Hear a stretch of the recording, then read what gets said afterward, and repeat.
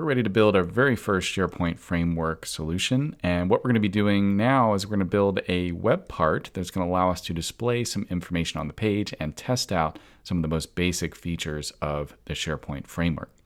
It's actually very easy to get started in SharePoint Framework. All you have to do is jump into your terminal. And first of all, let's create a directory for us to work in. So we're going to create a directory called meter in this case, and let's go ahead and cd into that meter. And within this directory, we're going to run the Yeoman generator, or the yo command. And the generator we're going to use is the one we installed called Microsoft/SharePoint. And whenever we run this command, we get a nice little generator wizard, if you will, that's going to ask us some questions about the solution that we're building. For the most part, we're going to accept the default values here. We're going to have a solution name of meter. We're going to choose default SharePoint latest, use the current folder, the default option for the tenant admin, and we are building a web part in this case, so we're going to choose that.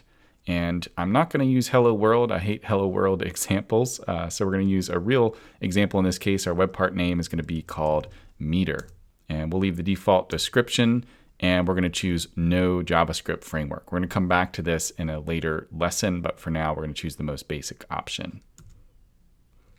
It's going to run through and install all the NPM dependencies and packages that we need. It is setting up our solution folder and setting up everything we need to be able to build and work in our new SharePoint Framework web part. This is going to take just a few minutes, so we're going to speed it up here and we'll come right back as soon as it's done.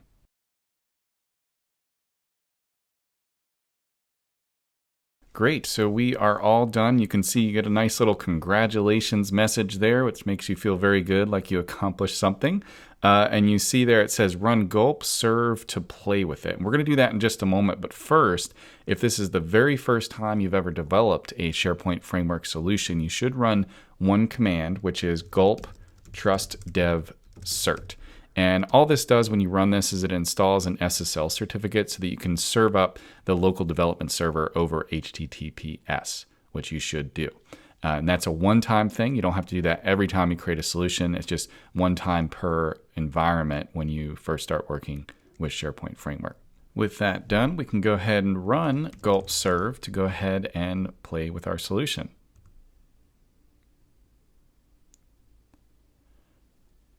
What gulp serve actually does whenever you run it is it starts up a web server on your local computer. And you'll notice here it opened a web browser. In this case, we're using Chrome.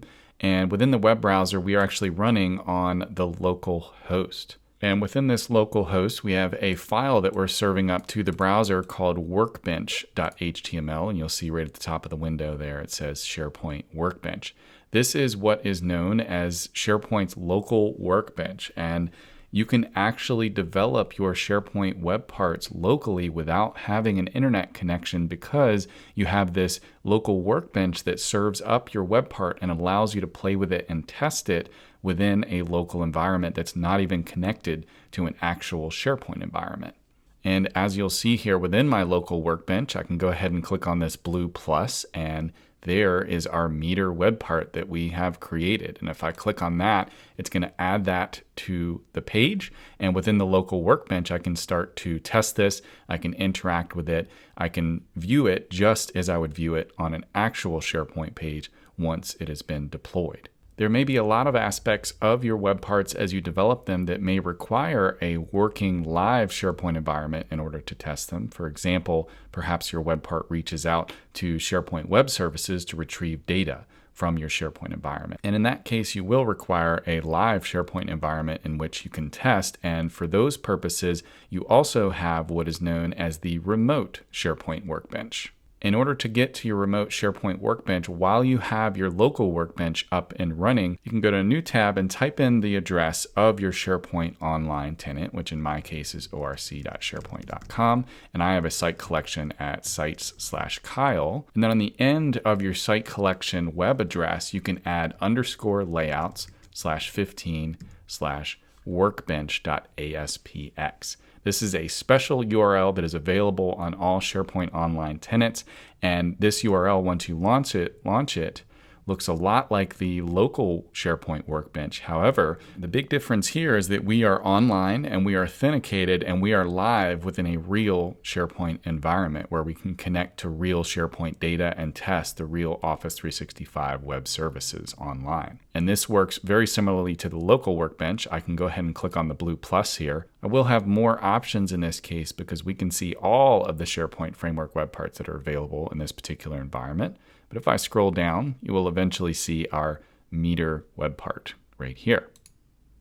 And just like in our local workbench, I'm viewing our locally served SharePoint web part. The only difference is that whenever we make an update to our web part, our local workbench will refresh automatically and show us those changes. However, in the remote workbench, we do actually need to hit the refresh button to see any changes. But otherwise, everything is going to be the same, both in the local and the remote workbench. And you can do your testing in both of these tabs or just one, depending on the type of functionality that you're building within your web part itself.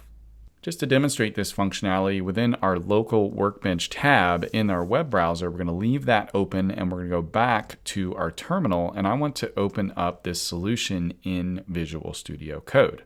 Now this process continues to run within the terminal here, so I can't actually type any new commands in because the web server is actively running. But what I can do is open a new tab within the terminal and I can run commands from here. And within this new tab, I'm just going to run the code command on the current directory to open that up. Within Visual Studio Code, we can start to look at our solution and learn how to navigate the folder and file structure that the Yeoman template generator has set up for us. Most of the work you're going to be doing is going to be within the source or SRC folder. And in this case, we have a folder within that called web parts, and there is our meter web part that we have created. Within meter webpart.ts, you will notice quite a few things in here. There's some imports, there's some methods, and if it's the first time you've opened up a web part file, it may feel a bit intimidating. But the good news is you really don't have to mess with a lot of this stuff. The big things that you want to be aware of within this file are we have a meter web part class. This is the logic. This is the rendering template. This is all of the functionality for your web part. It's all going to be contained within this class meter web part. So for example, if you want to control how this web part renders to the page, there is a render method within this class. And if we scroll down just a bit, you can see the render method is basically creating an ES6 template string that has some divs and spans and paragraphs within it. This is just HTML at this point. And if we close our sidebar and we shrink our window down a bit so that we can see our web browser over here on the right, you will see how this corresponds to the rendered output that we see in our local workbench. So for example, we have welcome to SharePoint here. There is the string welcome to SharePoint right inside of our render template. So if we want to say welcome to meter web part, we just change that string over on the left in our render method. And as soon as I hit save, you will notice the local workbench refreshes and we can see that updated here. And if you're working on the remote workbench, you'll notice over here it hasn't refreshed. And if we do a manual refresh, sure enough, we get the latest rendered HTML in our remote workbench. There are some other methods within this meter web part class, and we're going to take a look at those in just a moment. But for now, the first thing I pretty much always do when creating a new web part is to take all of this boilerplate, which is really just temporary HTML that Microsoft has set up for us. And let's go ahead and delete that and put in some very basic HTML of our own. So we'll call this meter web part, and we'll just put that in an H1 tag, and then we'll have a paragraph that says hello, or whatever you want there. And as soon as we save that, you'll see all that blue box, all of that boilerplate HTML and styles that Microsoft had given us when we first set up this web part is all gone, and we're back to a blank slate. But this isn't very exciting, is it? Most of the time when you're writing your web parts, this is not the way you're going to do it. You're not just going to hard code some HTML into the render template and call it a day. As developers, we're building all kinds of complex solutions in our applications, and as such, we're going to need our web part to support some sort of input-output in order to ramp up the complexity and allow users to actually interact with it in some way.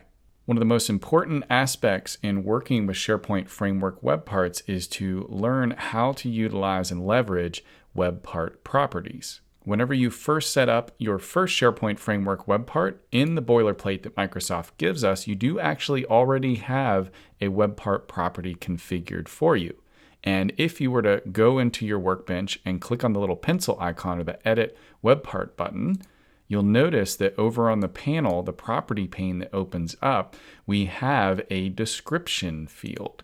And in this case, it has a default value of just meter, but it's not actually doing anything at this point. This is just something that you get by default as a default web part property, and you can choose to delete it, to add new web part properties, or whatever you want. The choice is yours. In order to actually utilize this in our render template, what we can do is over in our code here, rather than just hard coding hello there, let's go ahead and add an expression into our ES6 template string. And within here, we're just going to say this.properties.description. And that's how you access your web part properties, is use this.properties. And as we save, you can see over on the right, we now have meter as our paragraph tag down below. And with that in place, as we update the description field over on the right, you'll see in real time our template, our render template, is actually updating on the left in the web part view itself. And this is a really easy way to allow your content authors and your page authors to edit the content of your web part and control the way it renders through simple web part properties. In this case, we only have a single web part property, but let's say we decide we want to make the title also editable. Maybe we want the content authors to be able to specify what the title or what appears in the H1 tag within this web part. In order to do that, we're going to have to create a new web part property. Web part properties actually have to be updated in 3 separate places whenever you first create them at a minimum. And that may seem a bit tedious the first couple of times you do it, but to be honest, this is something you're going to do very often when you're creating SharePoint Framework web parts, and after a couple times, it's really going to become second nature. And the first of those 3 places is going to be in this webpart.ts file that we have open. And if we scroll up just a bit, you will notice that this file has an interface in it called iMeterWebPartProps. And we're going to learn more about interfaces in an upcoming lesson, but for now, just know that this interface is describing what web part properties are available in this particular web part. And if we want to add a new one, we can just copy, just like we have a description, which is of type string. Maybe I want to add a new one called title, which is also of type string. And with that added, I could potentially, you might think you might be able to go down here to your render template and add this.properties.title. Whoops, not description, title. But as we save this, it is going to update the render template. However, you're going to see undefined because we haven't defined a value for our title web part property. And not only that, but when you go in to edit this web part, there is nowhere to actually edit that web part property.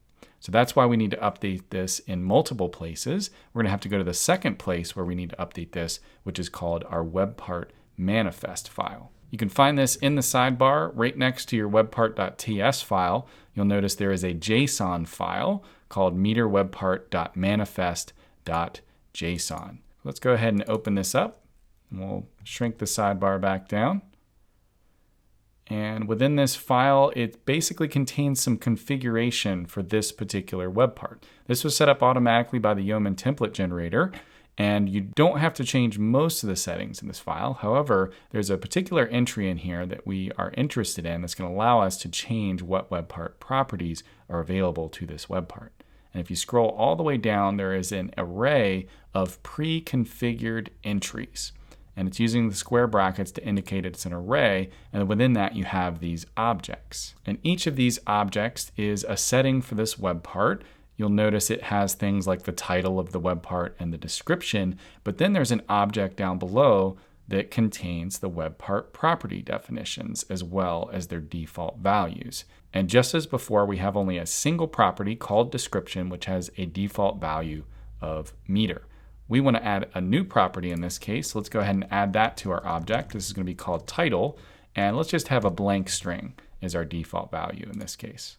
As we save that, it's still not going to fix our undefined problem over on the right. You'll see that's still undefined because even though we've defined this in our manifest and we've added it to the interface in our webpart.ts file, we have not yet made this available to content authors to actually edit the title webpart property. And that's the last step. So let's jump back in. We can close our manifest file. We'll jump back into our webpart.ts file. And as you scroll down, below our render template within this class, you will notice a method called getPropertyPaneConfiguration. This method controls what you see whenever you click on the edit webpart or that pencil icon and this property pane panel opens up on the right. If you ever want to change anything in your webpart property pane, this is going to be the place to go. In particular, in this case, we want to add a new field or a text box that's going to allow us to edit the title webpart property.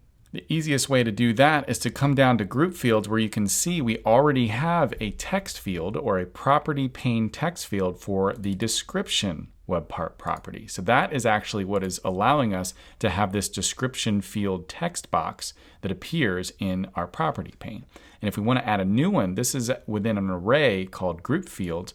All we have to do is duplicate this. So maybe I want it to appear up above the description, and we will just change this property pane text field to have a different target property of title. And for the label, SharePoint Framework web parts use string localization, which we're going to cover in a future lesson. But for now, I'm just going to go ahead and hard code this as title. And as we save that, whenever we come into our web part and we edit it, you'll now see a new title field in our property pane. And as we type a title here, you can see it update in real time. And this might seem really super simple to have an editable text box over on the right and have that show up in your rendered web part on the left, but this is actually very powerful in practice because what we've created here is interaction between the page author and our actual render template. So as you can imagine, you can have editable properties in your property pane that content authors can come in and change the value of, and then you could do some very complex things with that within your render template over on the left. We're going to keep this fairly simple for now, but we're certainly going to ramp up the complexity as we build more complex solutions in future lessons. Let's go through that process one more time just to make sure we all have the web part properties down pat.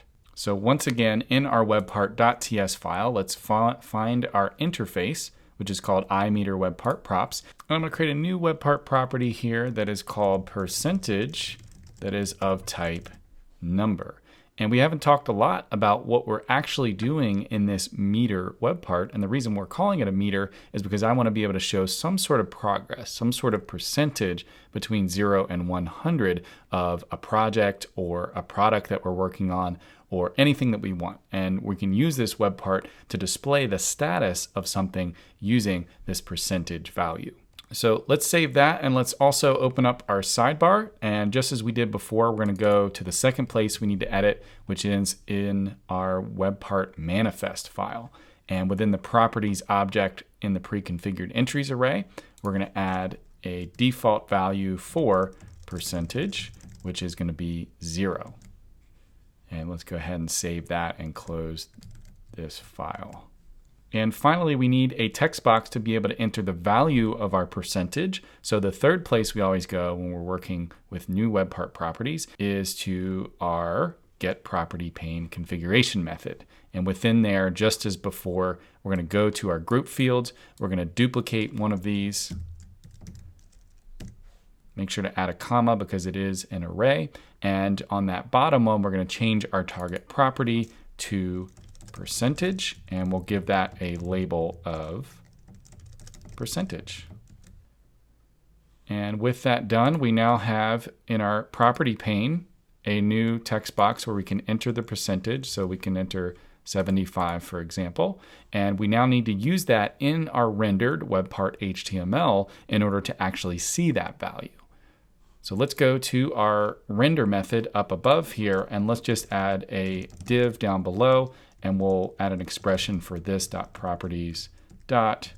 percentage, and we'll put a % after that and close off the div to finish that up. And there we go. We have a working web part. We can enter the percentage. We can enter our title and description that we want to display within that, but it's still not very exciting. We have a very boring text display of 3 fields. We haven't done a lot with this visually or from a user experience perspective. So let's spice things up just a little bit to make sure we have a web part that we would actually want to use in our SharePoint Framework pages.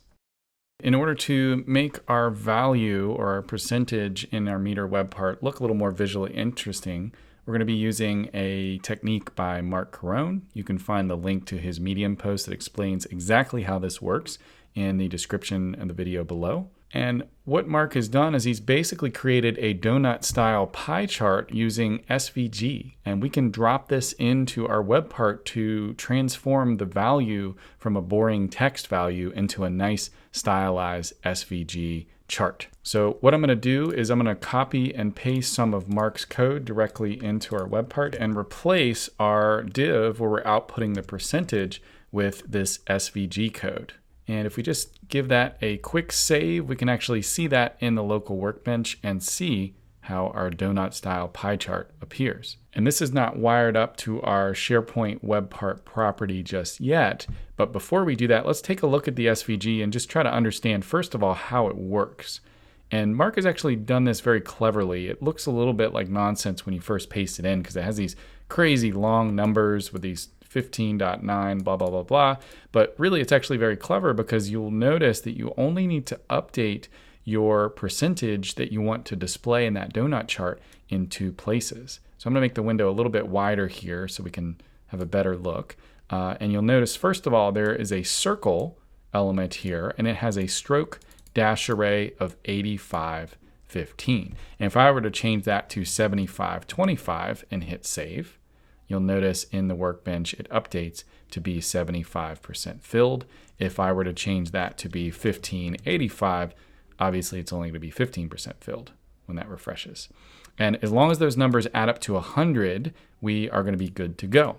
So that is the donut chart fill itself. And if we want to update the number in the middle, we're just going to update that within this text element down here. So in this case, we would update it to be 15%. And as we save, the text in the middle of the chart will also update. So all we have to do to get this working with our web part prop is to use an expression. And within this expression, we're going to say this.properties.percentage. And then we also need to make sure the second number here is going to be another expression with 100 minus this.properties.percentage. And then let's do the same thing down here. Let's replace the 15 with this.properties.percentage. And if we give that a save in our local workbench, we can now go in and edit the value here, and it's always going to be whatever we type in, which is great. And finally, I would be remiss if we did not do a little bit of styling to this web part to clean it up, clean up the spacing and the font and the rather large 60% that you see very offset from the center of this circle, which is driving my design brain crazy. So let's take a look at the sidebar here. And there's another file next to our webpart.ts file that we haven't opened just yet. And this is called meterwebpart.module.scss, and it is a Sass file. And let's go ahead and open that up and close the sidebar. And just like our HTML and our render function, this comes pre-filled with a lot of boilerplate that we can pretty much get rid of. All of the styles for that blue box that you saw when you first created this web part and first added it to the page, that's what's contained within this file. So I'm going to go ahead and delete this, and the only thing I'm going to leave is this outer.meter class because we are utilizing that. So let's delete everything else here, and let's add a couple of styles just to make our web part look a little bit nicer. So first of all, I'm going to add an H1 tag. That's going to allow us to style the H1 that appears at the very top here. And I just want to go ahead and align that to the center. So we'll do a text align center. I want to bring down the font weight to a lightweight font, and let's make it a little bit bigger as well. So we'll change the font size to 2.5 ems. And as we save that, it will update the styles of our title up above, which is looking much better. Let's do the same thing to our paragraph. Let's add a text align center to that so that whenever the paragraph description appears underneath, it's also centered with everything else in the web part. And finally, let's add a little bit of styling for our text value down below, which is in a text element within SVG. So we can just use the text selector, and then we'll say font size, and font sizes within SVG get a little bit weird. So we could open up our inspector here. And this is something you might find yourself doing quite a bit. And within the inspector, what I can do is just play around with the style. So I might say font size 0.75 em, maybe 0.7 looks about right. So we'll add 0.7 ems, and we'll say font weight is 200. And you can't do your normal margins and padding on elements within SVG. So a lot of times if you want to nudge this down a bit, if you will, you're going to have to actually use a transform. So we can, again, play around with this in the browser to get it just right. And we can do a translate Y and maybe do something like 1 em, that's way too far. 0.5 ems, 0.3 looks about right. So if we just copy that, transform and paste that into our CSS, that'll allow that text to be centered. And we brought the weight down as well there. So that's looking much better at this point. We have a very nice styled web part that allows us to change the percentage to whatever we want, and it's going to always update the value in our web part and appear just great. And with that last update, we have a working web part. And as you can imagine, you can now start to think about some real world scenarios where you could utilize this web part. One of the cool things about web parts is they are encapsulated components, meaning if we wanted to switch this to a 2-column layout and we wanted to add another meter web part over to the right, you can see that each one of these web parts has its own scope and its own state that allows it to stay completely encapsulated and separate and segregated from one another, which is going to make it so that you can add as many of these to a page as you like, and you're going to be able to build very nice dashboards that allow you to quickly show the percentage or progress of a particular metric. That's going to do it for this particular web part, and before we move on to making some more complex solutions in the SharePoint framework, I think it's going to be really important to take a step back and look at the technology that we've been using, in particular TypeScript.